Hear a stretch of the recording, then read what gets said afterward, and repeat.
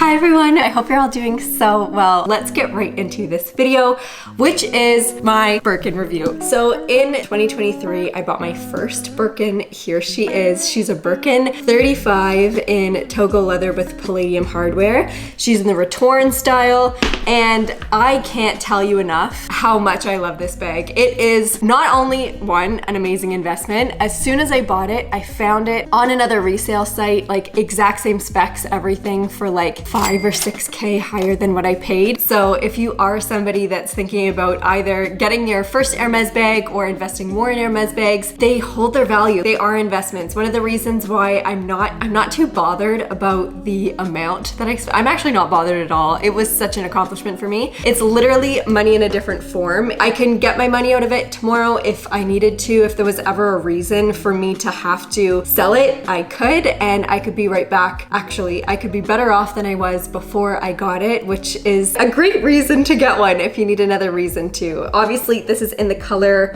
white or blanc, actually. I've always carried it open like this, but I figured I'd do a little bit of like a 6-month review. I got it July 17th, 2023, so we're officially at the 6-month mark. I wanted to share with you my thoughts about my little Birkin, big Birkin. She's not small, let me tell you that. To start off, we'll talk about wear and tear because it won't take that long, and then we'll move into things like if I'd recommend it, the size, the weight, just my overall thoughts. In terms of wear and tear, I was not concerned about getting it in white. I'll be honest, my dream Birkin is a Cellier Birkin 30 in cray with gold hardware. I go back and forth about whether or not I would like it to be ostrich because I'll see cray bags that are just an Epsom, for example. Typically, if they're Cellier, they're Epsom. And I just love it so much. I think with my frame, I kind of need a 30. The 25 seems like too much of a mini bag for me. I absolutely love the 35 size. But when I was going back and forth about actually getting it, as soon as I saw it, like obviously you go through the should I, shouldn't I? The fact that it was white was one of the key sellers. I was fully aware that color transfer takes place being a bigger size. It's just easier for it to get scuffed, especially with corner wear. But I cannot tell you how amazing the condition has stayed. There's like a little bit on the corners, but there's really not much of anything.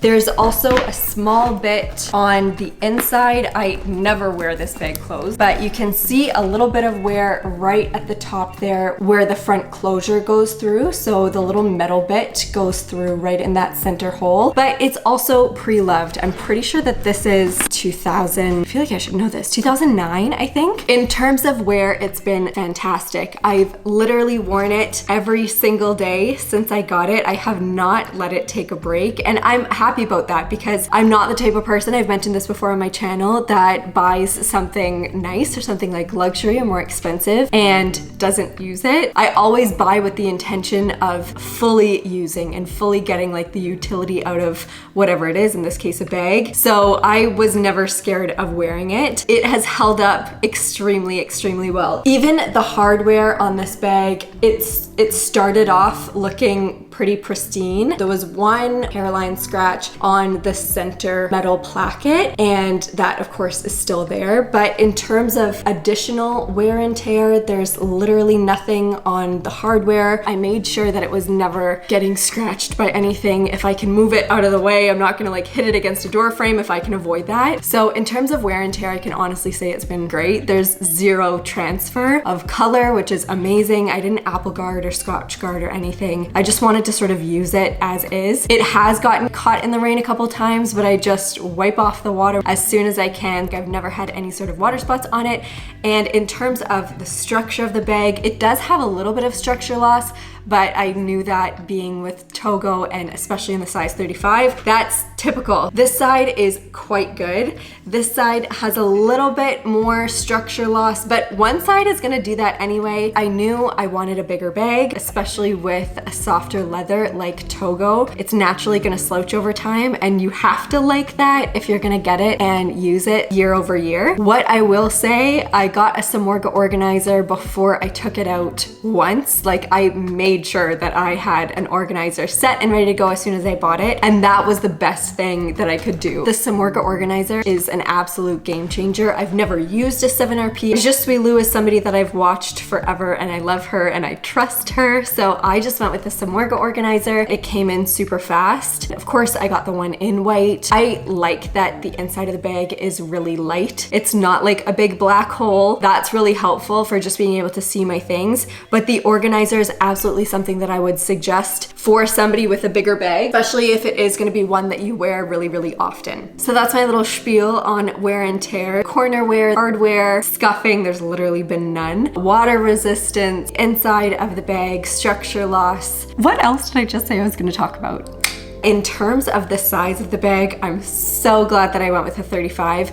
It is naturally heavier. I have stuffed it to the point where you literally can't fit anything else in, where I'll have my full makeup kit, a full-size wallet. I take a lot of tech with me, so even something like my camera, a tripod, a laptop charger, I constantly have things like that in this bag. There have been times where I've honestly noticed my back on one side, feeling the effect of it being so heavy. So one of the things that I've been doing lately is just clearing out everything from it, and I'm only putting in the absolute essentials. I need to get like a very small makeup kit, and then I can do like a what's in my bag, if that's still a thing that's going on YouTube. The weight is definitely a con. In terms of the amount of stuff that you can fit, it's incredible. Definitely take as little as possible and stuff it with something like, put your scarf in there if you're going out for a day and you want to take it off, and fill it with things that are light instead, or else you will literally have back pain at the end of the day, which is no fun. In terms of whether or not I'd recommend, 100% yes. I think that this is genuinely the best investment I've ever made. It's the best luxury item I've ever spent money on because, like I said earlier, I know that it has increased in value since I got it only like 5 months ago. If I wanted to either consign it or sell it myself, I would honestly be quite confident that I could do either of those. Not that I have plans to do any of that. I'm gonna definitely keep her. I have no plans of selling, maybe a plan of adding to the collection, but I can genuinely say like I'm so happy that I got this bag and totally recommend a white bag, a big Birkin especially. I've never actually tried on a Kelly in the size 35 on my frame, but that's something that I've always been very interested in. I'll keep you posted, but anyway, I would totally recommend it. And if you are worried about costs, like I know that there are a lot of different resellers that, especially if you're looking for this type of bag, especially in this color, this isn't one that is like super, super high like a Cray or a Nata on resale. The white tends to be a little bit on the more affordable end, which is nice. The other thing that I wanted to mention about this one, the little clochette and cadenas, I think that this is called, is leather wrapped. And this is something specific to white bags, which I love about this bag. I got a comment on this on my channel and somebody was asking if the bag was fake for that reason. And I'll be honest with you, at first my heart started absolutely racing, but I knew where I got it from. I think I mentioned to you before, I actually worked there for like 5 minutes. I love the girls there. They're super trustworthy. So I knew that this bag was going to be authentic. Anyway, I also got the full like purchase history story, which was fun. So it was bought at the Faubourg store in Paris. And I know that exotics also come like this. And some parchment bags also come with a wrapped lock, which I think is just special. It makes it a little bit different. It's something that I keep on all the time. Also, in terms of how I wear the bag, it's always open. It's always like this. I go back and forth in between keeping the sangles in the spots here. I'd say it's been about 50-50, keeping them inside versus just having them loose. I never really leave them too floppy. I like when it is a little bit more open on the side, so getting access to the inside is super easy. I think in terms of a first Hermès bag, it's like a 10 out of 10. I can't imagine that I would love one more than I love this one.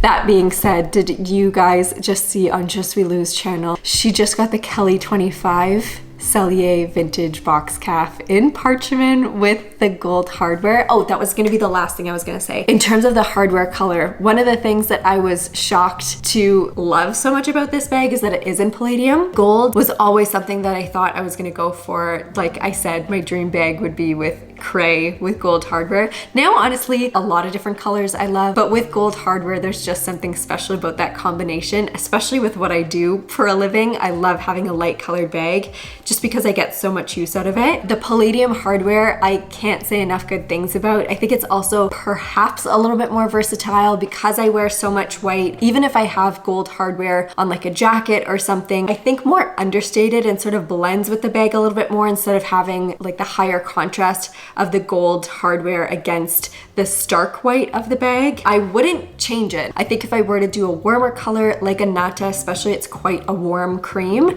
then doing that with a gold hardware would be really beautiful. But with the stark white, I love the palladium. I hope you love it as much as I do. Honestly, even if this bag is not your cup of tea, I think it's fun just talking about Birkins. Anyway, I will have so many more videos coming up very, very soon. I hope you all had a wonderful Christmas and holiday season, and I'll see you very, very soon in my next one. Bye guys.